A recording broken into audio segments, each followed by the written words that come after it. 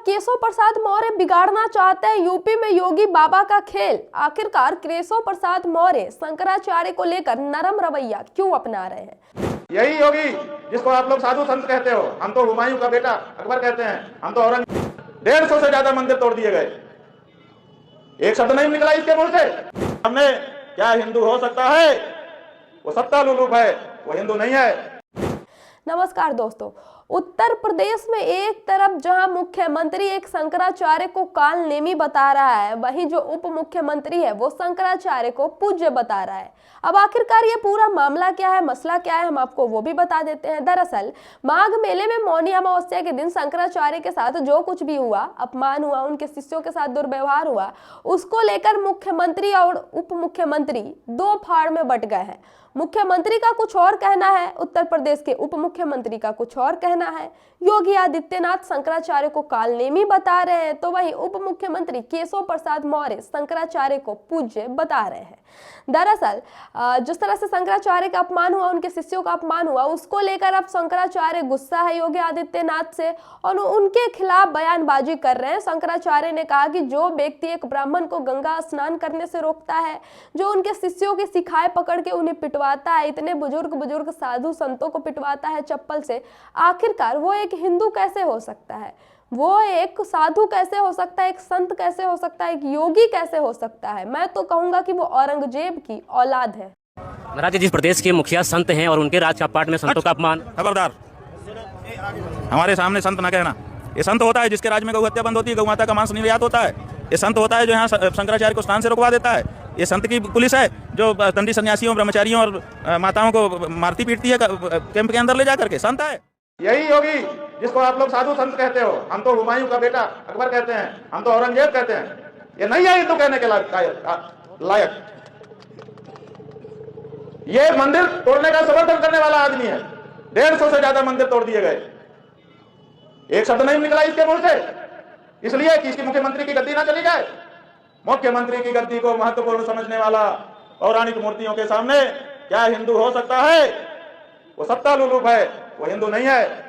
तो वहीं दूसरी तरफ योगी आदित्यनाथ भी शंकराचार्य पर इनडायरेक्टली हमला करके कहते हैं कि कुछ साधु संत कालनेमी है। कालनेमी, वही कालनेमी राक्षस जो साधु का वेश लेकर हनुमान जी को संजीवनी बूटी लाने से रोक रहा था। तो शंकराचार्य योगी आदित्यनाथ को औरंगजेब की औलाद बता रहे हैं, तो वही दूसरी तरफ योगी आदित्यनाथ शंकराचार्य को कालनेमी राक्षस बता रहे हैं। इन सब के बीच अब केशव प्रसाद मौर्य है जो मुख्यमंत्री के बयान का ना समर्थन करके शंकराचार्य का समर्थन कर रहे हैं और शंकराचार्य को पूज्य बता रहे हैं। जब ये पूरी विवाद हुई थी उसके 1-2 दिन बाद भी केशव प्रसाद मौर्य ने शंकराचार्य से बात की थी और शंकराचार्य को लेकर जो सॉफ्ट रवैया होता है, जो एक नरम रवैया होता है, वो उन्होंने अपनाया था और कहा था कि महाराज जी जो हुआ गलत हुआ, आप स्नान कर लीजिए, विवाद खत्म कर लीजिए।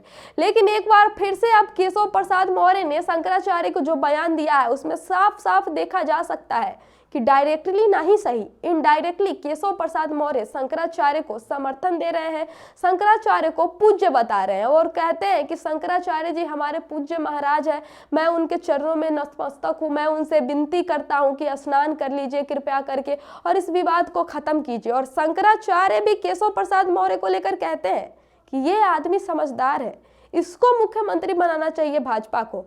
क्या एक दंभी को, एक घमंडी योगी को, जो योगी नहीं है, जो हिंदू भी नहीं है, ब्राह्मणों को स्नान करने से रोकता है, उसको मुख्यमंत्री बना दिया है। योगी की वजह से भारतीय जनता पार्टी को नुकसान होगा।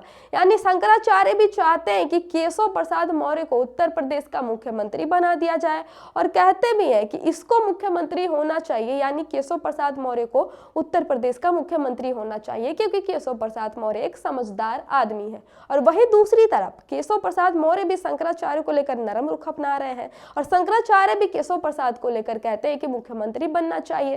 तो इन सबसे बहुत सारे राजनीतिक विशेषज्ञ यही कह रहे हैं, जो पॉलिटिकल एनालिस्ट है वो भी यही कह रहे हैं कि केशव प्रसाद मौर्य यहाँ पर योगी आदित्यनाथ के साथ खेल कर रहे हैं और योगी आदित्यनाथ का ही खेल बिगाड़ने की कोशिश कर रहे हैं।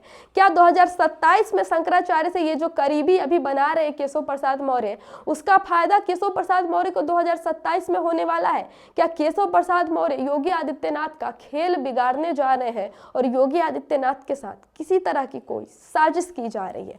दोस्तों, इस खबर पे आपको क्या लगता है? क्या वाकई योगी आदित्यनाथ के साथ कोई साजिश की जा रही है या फिर केशव प्रसाद मौर्य योगी आदित्यनाथ के साथ कोई खेल करने की कोशिश कर रहे हैं? आपकी क्या राय है? आपका क्या सुझाव है? हमें कमेंट में लिख के जरूर बताइए और देखते रहिए हमारा YouTube channel the diplomatic India.